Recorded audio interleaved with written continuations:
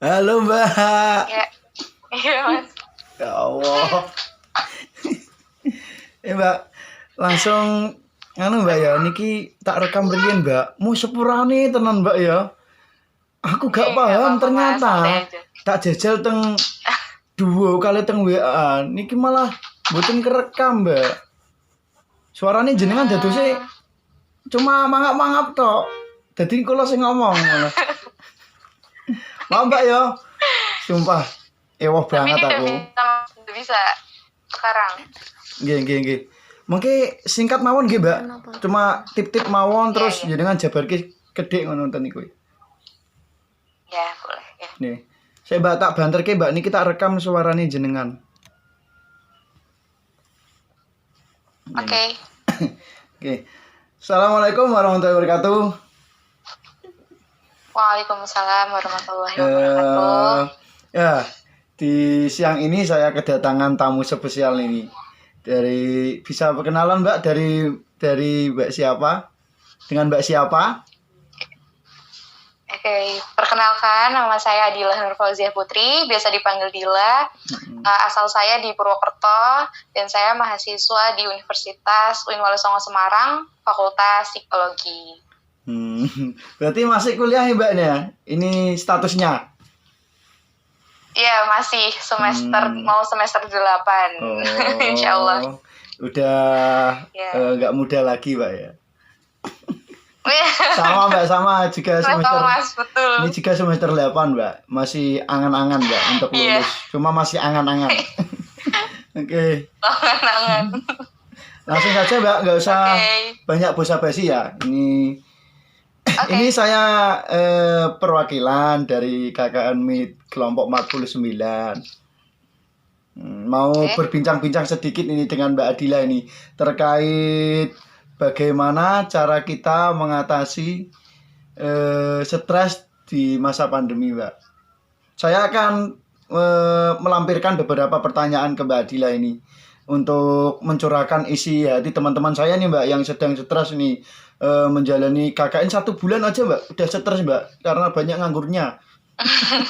Saya juga bingung ini Mbak. Di sisi lain di sisi lain corona nggak selesai, di situ juga kita terjebak hujan Mbak. Jadi terbentur corona juga terbentur hujan. Jadi jalan yang saya ambil itu nganggur itu Mbak. Makanya pada stres semua Mbak. Oke Mbak, langsung saja Mbak. Pertanyaan yang pertama ini Mbak ya. Bagaimana sih ciri-ciri kalau kita stres atau depresi di masa pandemi ini Mbak? Ciri-ciri loh Mbak, ciri-cirinya. Iya. Oke, ciri-ciri ya dari stres yang timbul. Jadi stres itu juga sebetulnya kan timbul karena memang tidak sesuai dengan prediksi kita ya, keadaan di mana mental dan tubuh kita itu nggak terdeteksi akan terjadi pengalaman seperti COVID ini gitu, di luar prediksi kita gitu. Jadi stres itu timbul karena kaget gitu, jadi bahasa umumnya kaget ketidakmampuan kita terhadap sesuatu hal yang tidak kita bisa kendaliin sendiri. Dan stres juga ada dua Mas, yang pertama ada eustress, yang kedua ada distress. Kalau eustress itu stres yang muncul kita kendalikan ke hal yang positif, dan yang distress itu biasanya stres yang sudah menumpuk dan itu akan menjadi kecemasan sampai depresi gitu. Jadi biasanya ini di masa pandemi ini yang timbul itu stres-stres yang timbul kalau dari kalangan orang tua ada juga yang dimana biasanya orang tua nggak pernah berperan ya ngasuh anak, mendampingi belajar. Biasanya kan di sekolah gitu, dia harus nemenin, dia harus dampingin belajar anak, dan itu juga salah satu stres yang dialami orang tua juga gitu, dimana peran dia akhirnya double gitu, mengurus pekerjaan, mengurus anak, mengurus rumah kayak gitu. Lalu yang dialami anak-anak remaja juga yang biasanya ngalamin pelajaran, pekerjaan di kantor, di kampus ya, di sekolah, dia harus ngelakuin semuanya di rumah, membagi perannya gitu, itu juga akan muncul stres. Dan biasanya stres itu munculnya tuh karena yang pertama itu rasa cemas dulu. Apalagi selama masa pandemi ini kan kita jadi mawas diri gitu kan, lebih berhati-hati. Terus yang kedua juga kita lebih ke mudah kayak susah untuk konsentrasi gitu, dikit-dikit mudah marah, dikit-dikit mudah sedih kayak gitu. Jadi konsentrasinya sulit gitu. Jadi kayak fokusnya sulit, akhirnya kita jadi mudah marah. Kita fokus dengan hal ini, kita jadinya mudah terdistract dengan hal lain yang sebenarnya jadi membuat kita buyar kayak gitu kan. Jadi akhirnya kita stres gitu. Dan juga itu ngaruh dengan yang namanya akhirnya ke pola tidur dan pola makan yang seharusnya teratur jadinya nggak karuan gitu kan, karena kita harus membagi peran kita selama di rumah gitu, jadi anak, jadi orang tua, jadi banyak hal gitu yang ternyata sulit dibuat dilakuin gitu kan. Dan ternyata dari munculnya stres ini juga mengakibatkan keburukan sama kesehatan tubuh kita gitu, dimana akhirnya kita jadi gampang pusing gitu, atau mungkin sesak nafas gitu ya, kayak nafasnya jadi nggak lega gitu, kayak aduh kayak ada yang nyesek nih gitu. Apa misal habis putus gitu kan nyesek kan biasanya gitu. berat terus atau jadi kita stres, aduh gimana ya lo mau nggak mau LDR gitu kan, punya putus gitu karena nggak ketemu gitu jadinya nyesek gitu kan. Terus itu akhirnya kita stres sehingga ganggu ke tubuh kita, ke kesehatan kita jadi memburuk gitu kan. Dan terus juga akhirnya ada juga yang larinya ke mengkonsumsi rokok lebih banyak gitu, malah ke minuman-minuman keras juga, bahkan sampai ke obat-obatan terlarang. Apalagi selama pandemi ini ternyata kasus penggunaan obat-obatan terlarang juga naik gitu.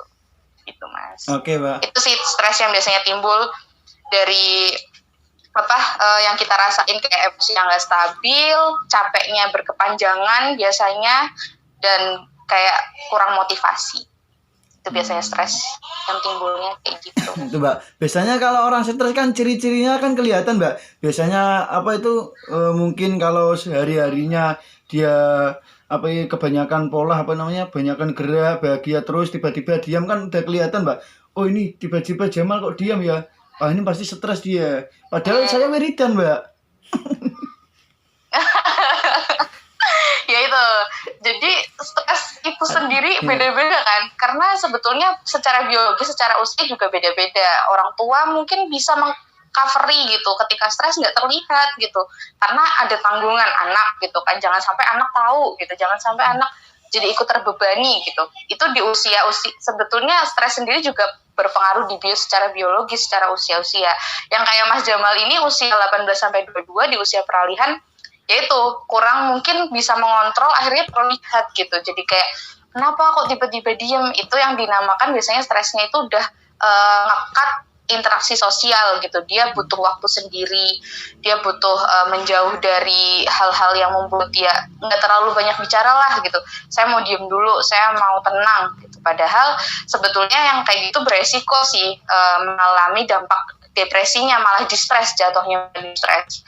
Jadi kayak malah larinya ke depresi, akhirnya cemasnya hilang-hilang, dan malah beresiko untuk ngelakuin perilaku bunuh diri gitu. Memang sih kita kadang nggak kepikiran sampai sana, tapi ya itu dia, kita butuh untuk yang namanya berinteraksi sosial gitu. Tetap walaupun masih pandemi kan bisa video call, telepon ya, telepon pacar nggak apa-apa, nggak masalah.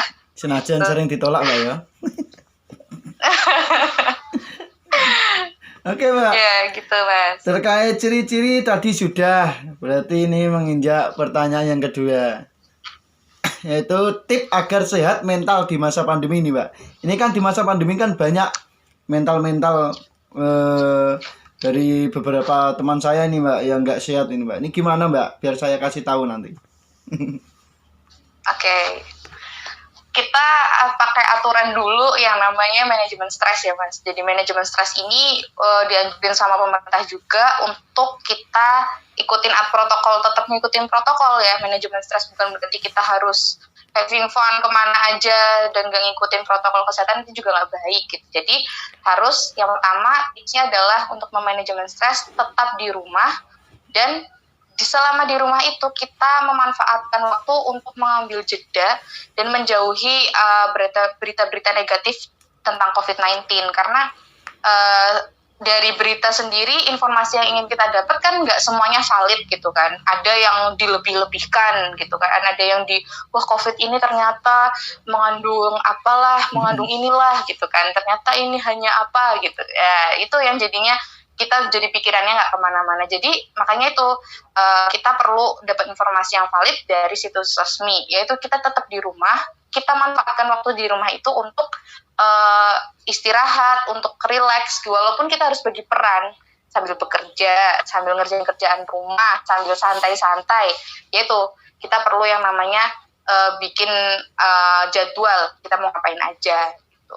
Terus yang selanjutnya itu yang paling utama adalah menjaga kesehatan tubuh itu pasti, karena itu salah satu kunci juga supaya kita nggak cuma sehat mental tapi harus sehat secara fisik juga gitu. Kita harus makan makanan yang bergizi, berolahraga, tidur dan pola makannya teratur. Itu harus kita manage karena area kita bermain ini gitu yang biasanya bisa di luar, bisa ke kantor, bisa ke kampus, bisa ke sekolah.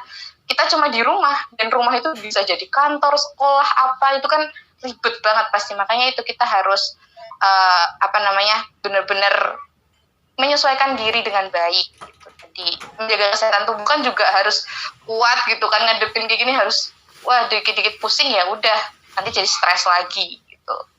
Terus yang selanjutnya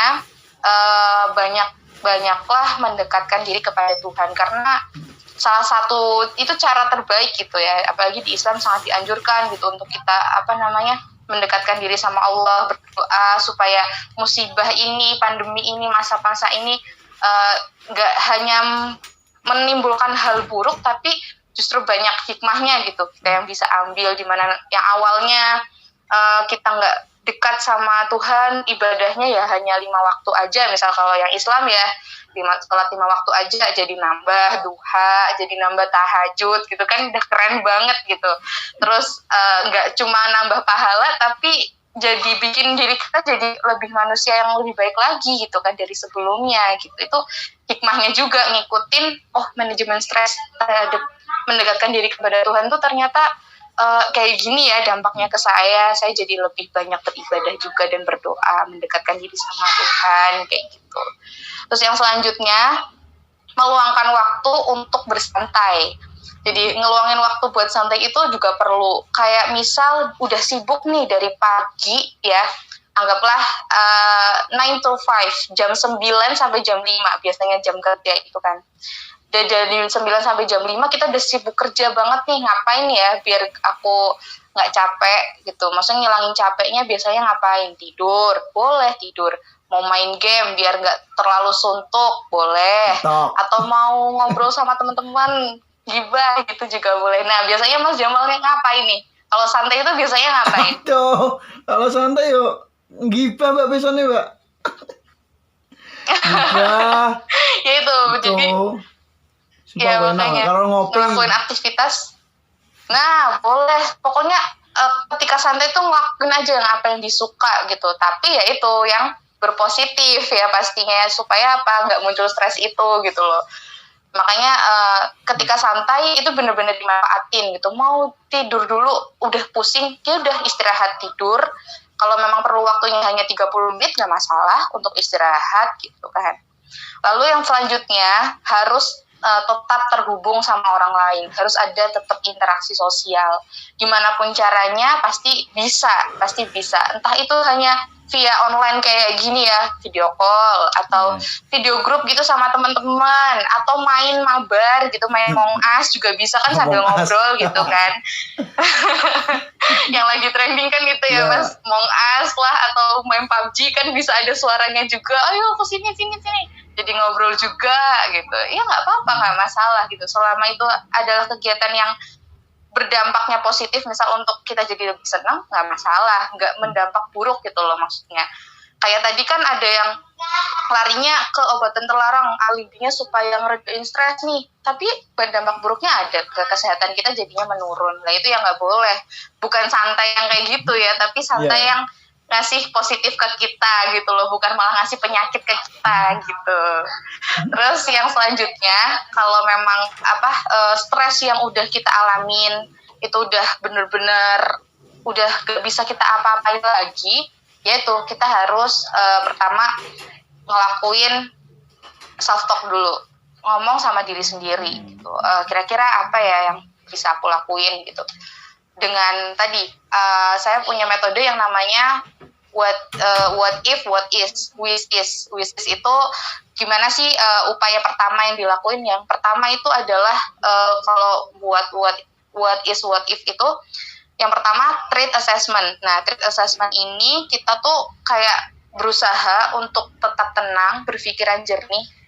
Kita tuh mikirin inti masalahnya tuh apa sih yang sedang saya hadapi gitu. Kita pikirin, jangan kayak dalam waktu itu ya, tapi maksudnya dalam waktu itu masalah yang saya hadapi itu apa. Kita pikirin itu dulu. Oh, ternyata saya lagi gelisah nih, karena apa ya kira-kira gitu. Oh, tadi ternyata ada omongan teman yang kurang menyenangkan. Oh, tadi ternyata tugas saya tuh nggak memuaskan gitu. Saya menyelesaikan segala sesuatu tuh nggak nyenengin gitu. Akhirnya itu yang bikin jadi stres. Oh, ini ternyata. Oh, berarti kita bisa memperbaiki dari sini kayak gitu. Jangan tadi what is, what if-nya itu tadi. Dan yang what is, what if yang kedua, wishes yang kedua, itu kita harus tahu dari masalah. Misal ternyata kita udah berusaha berpikir ya, masalah yang sekarang tuh apa, tapi tetap aja nih kepikiran yang lain, masalah yang lain.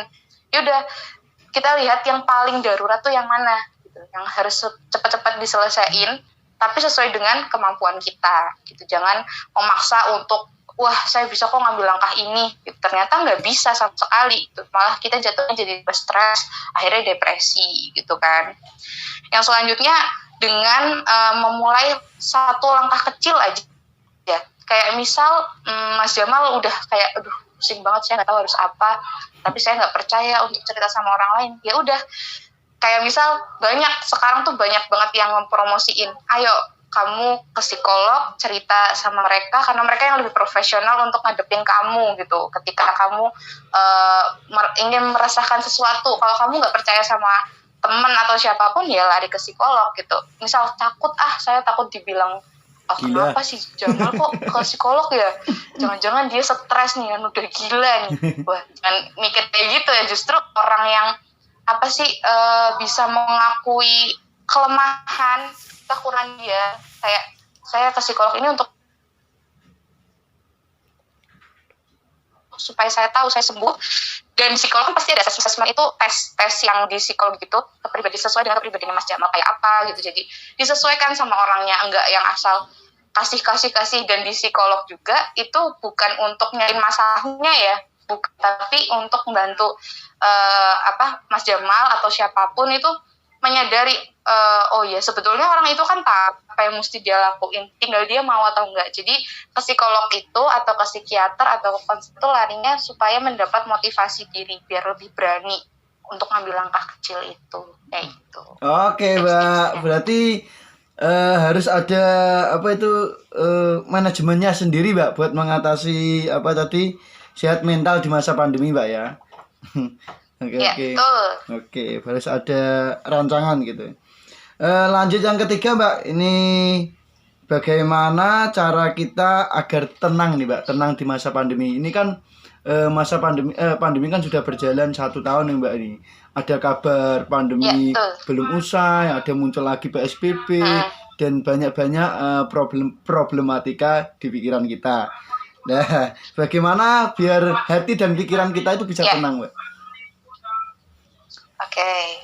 Yang pertama, kita itu perlu waktu yang namanya dikit-dikit ngejauhin diri dari media sosial. Karena ternyata ini sebenarnya dari penelitian itu banyak banget masalah kesehatan mental itu justru jatuhnya karena media sosial itu gitu. Orang misal kayak cewek-cewek lah ya, insecure jadi insecure ngelihat cewek cantik yang lain kayak gitu. Wah, nih ternyata dia cakep ya di sini. Cuma gara-gara feed Instagram itu bisa stres gitu, kayak wah kok feednya dia bagus ya, fotonya dia kok efeknya bagus ya, kok dia kelihatan natural lah, itu jadi insecure, jadi stres lagi. Makanya kalau itu di kalangan cewek-cewek yang biasanya karena itu tuh gara-gara good looking, Mbak. Gitu. Lah iya. Karena good looking harus gitu dihilangkan kan. ini. Iya, jadi masalah gitu. Jadi ya Allah gimana ya, jadi insecure, jadi stres. Nah, makanya nggak apa-apa untuk sesekali kita tuh menjauh dulu dari media sosial untuk beberapa waktu. Kalau memang itu bikin tenang, nggak masalah gitu. Jadi menjauh dari media sosial itu supaya kita sadar, oh iya ternyata kalau saya ngecek kayak gini kok kita jadi stres, jadi pusing, jadi seuzon sama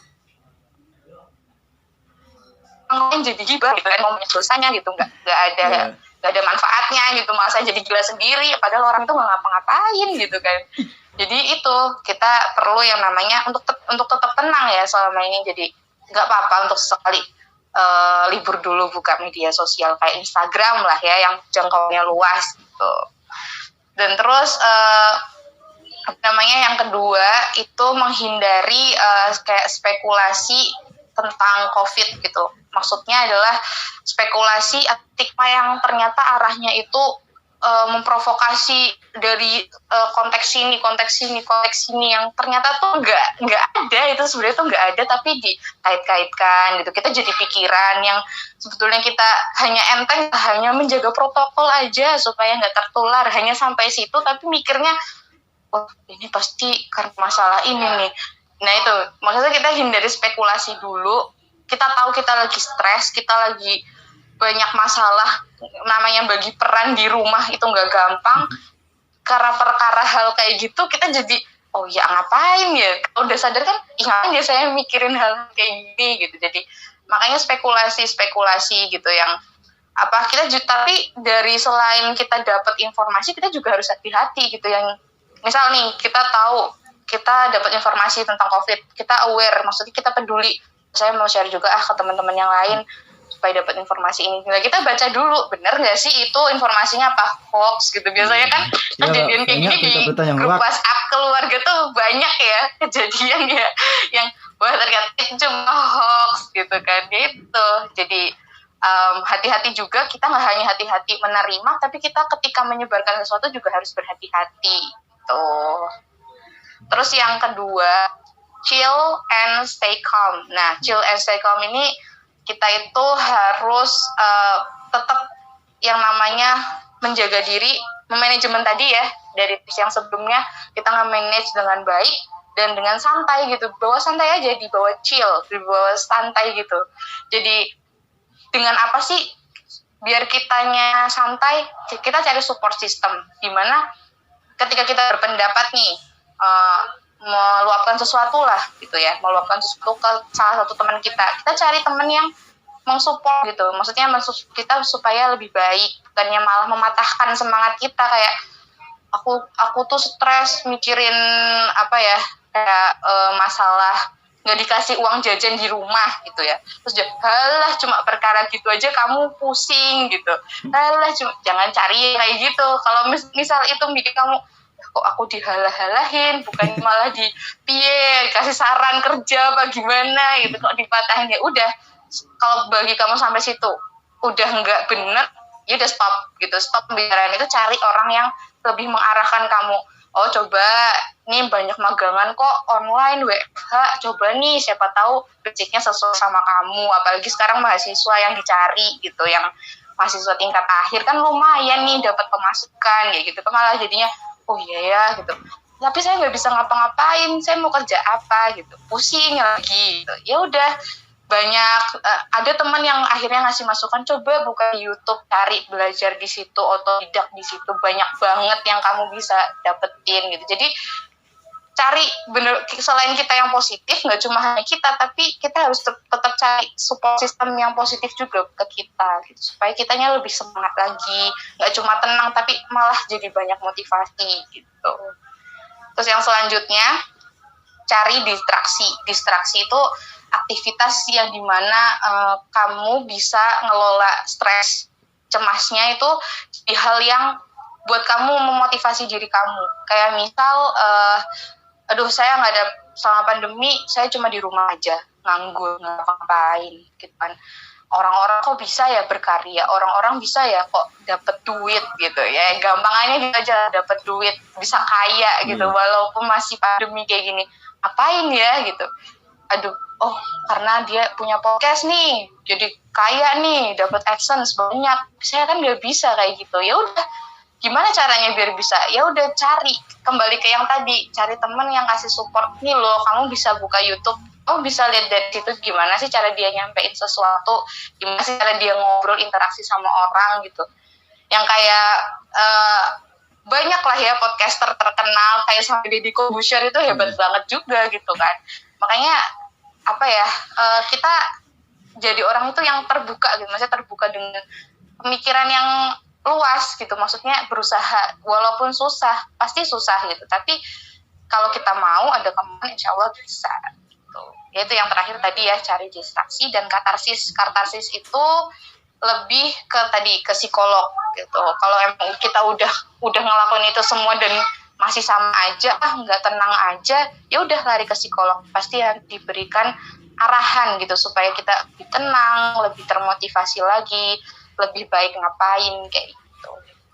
Coba untuk mencapai ke tahap tenang kita harus melangkah ke hal-hal positif Mbak ya, bukannya kita ke Ya, hal-hal negatif. Contohnya minum-minuman keras, es batu, ya gitu kan nggak baik kan Mbak ya. Ya, iya. kita harus banyak berdoa kepada Tuhan. Iya, Oke, iya, Mbak. iya. Lanjut ke pertanyaan keempat ini, Mbak. Bagaimana sih cara kita mengontrol atau mengelola stres di masa pandemi ini, Mbak? Ini yang sangat penting, Mbak. Jadi yang pertama, kita itu harus yang namanya punya porsi. Maksudnya apa sih porsi? Porsi nerima yang namanya informasi. Ini aku mau ngilangin stres nih. Aku perlu mengatasi stres aku hilang. Jadi informasi yang didapat, kayak misal nih tadi saya udah kasih banyak tips gitu. Muat gak nih di kepala kita gitu untuk ngerekam itu, atau kita hanya bisa ngambil poin yang tertentu? Ya nggak apa-apa, ambil secukupnya, seporsinya masing-masing bisa gitu. Setelah itu ketika ternyata bisa dilakuin, ya udah kita lakuin hal yang menurut kita mampu kita lakuin dalam waktu dekat. Nggak usah maksa untuk yang saya harus berubah, harus berhijrah, harus pokoknya yang seperti itu yang ternyata tuh berat gitu. Jadi jangan menyulitkan diri sendiri gitu ya, harus sesuai sama kemampuan diri gitu. Terus banyak-banyak juga yang namanya self talk, nggak masalah, self talk juga itu penting. Nggak apa-apa ngobrol sama diri sendiri kalau selagi itu membuahkan evaluasi diri, di mana kita mengevakuasi diri kita dari zona yang ternyata tuh toksik gitu, yang ternyata bikin diri kita tuh udah nggak bener gitu lah. Makanya evaluasi itu pentingnya adalah untuk ngeevakuasi diri kita dari hal-hal yang toksik, hal-hal yang membuat kita merugi gitu. Bahkan kita bisa ngerugiin diri sendiri gitu kan, bukan orang lain tapi diri kita sendiri. Kayak tadi contohnya yang saya sebutin tentang orang yang buka sosial media terus jadi insecure, jadi nyalah-nyalahin orang, jadi stres sendiri, padahal orang itu nggak ngapa-ngapain gitu kan, dia hanya insecure dengan dirinya dia sendiri gitu, dia membuat gitu. Bisa dari itu. Dan cara terbaik juga adalah nyempetin yang namanya relaksasi diri. Itu perlu juga. Relaksasi diri itu banyak, ada yang dari pernafasan, ada yang kita dari nulis sesuatu, kayak kita nggak bisa ngobrol, kita nulis diary. Biasanya kan ada yang nulis diary juga ada. Atau mungkin banyak juga penulis-penulis yang nulis-nulis sajak-sajaknya itu isinya tuh ternyata tentang pengalaman dia, tapi dia buat jadi karya. Itu juga bagus banget gitu, malah keren gitu loh. Wah, ternyata bisa ya, keresahan tuh dibentuk dari situ kayak gitu. Atau ada juga kan yang membuat keresahan dia jadi kayak stand up gitu kan, jadi malah komedi, jatuhnya lucu gitu kan juga ada gitu. Jadi banyak banget yang bisa dikelola. Makanya kita mampu yang mana, kita punya potensinya yang mana gitu. Jangan maksain diri. Kalau emang kita nggak punya potensi jadi komedian, maksa diri jadi komedian, ntar jadi stres lagi. Wah, saya nggak lucu nih, ternyata orang garing gitu kan. Wah, ternyata saya orangnya tadi stres lagi gitu. Jadi pokoknya lakuin apa yang ada di depan gitu. Maksudnya yang kita bisa fokus sama masalah yang sekarang, nggak usah mengada-ada wah nanti gini nanti gitu. Jangan kebanyakan seperti itu ya, kita nggak akan pernah berani ngambil langkah untuk tetap terus lebih baik, dan malah jatuhnya ya terus nggak bisa mengatasi stres kita gitu. Oke Mbak, banyak tip-tip nih yang disampaikan dari Mbak Adila ini terkait bagaimana cara mengatasi stres di masa pandemi ini. Mungkin terlalu banyak masukan dari Mbak Adila ini membuat saya bingung nih, mana sih langkah yang saya ambil terlebih dahulu. Apakah sering jogging atau sering olahraga, makan makanan sehat. Saya ucapkan terima kasih banyak ya buat Mbak Adila sudah berkenan hadir di podcast saya yang insya Allah saya tayangkan besok ini. Ini soalnya subscriber saya ini sudah nggak sabar Mbak nonton Mbak. Udah beberapa juta followers, subscriber, subscriber ya. Maka kita tunggu aja Mbak besok. Insya Allah bisa trending Mbak. Trending nih. Trending di KKN saya maksudnya Mbak. Iya. Iya. Oke. Salam buat Mbak Adila ya di sana, sehat-sehat terus buat keluarga. Maaf belum bisa tatap muka secara langsung karena ini kan masih PSBB nih Jawa dan Bali. Iya betul. Iya betul. Soalnya subscriber pada tanya, oh mendatangkan Mbak Adila ini dari Purwokerto. Kalau bisa tatap muka, malah ini nggak bisa karena PSBB. Maaf Mbak ya. Maaf banget nih subscriber, saya minta maaf nih ya. Itu saya siap. Iya oke. Nanti mungkin tips-tips Mbak. Tips-tips yang dari Mbak mungkin nanti bisa saya sampaikan ke teman-teman saya Mbak. Soalnya ini nyentuh banget Mbak. Tadi yang Mbak sampaikan nih di pikiran teman-teman saya juga ada teman saya yang pacaran suka baku hantam, ada yang prokernya nggak jalan nganggur, ada yang misal podcast saya nggak pernah jalan sekali ada gitu Mbak. Nanti tak sampaikan satu persatu gimana caranya bisa produktif gitu Mbak ya. Oke Mbak. Oke. Terima kasih banyak sudah bisa hadir Mbak ya. Assalamualaikum warahmatullahi wabarakatuh. Waalaikumsalam warahmatullahi wabarakatuh. Terima kasih. Oke Mbak. Selesai.